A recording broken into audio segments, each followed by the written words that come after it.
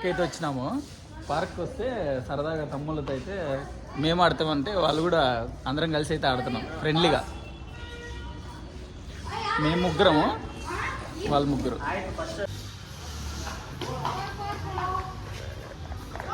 నేను మోహన్ తర్వాత ఈ అబ్బాయి ఒక సైడు, వాళ్ళు ముగ్గురు ఒక సైడ్ అనమాట.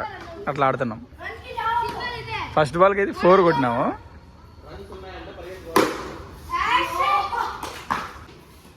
మళ్ళీ 4, 8 స్కోర్. చోట అయితే నాడు మనవాడు ఆ ఫోల్కి కొట్టినాడు. ఆ ఫోల్ నుంచి క్యాచ్ పట్టేసినాడు తమ్ముడు డైరెక్ట్.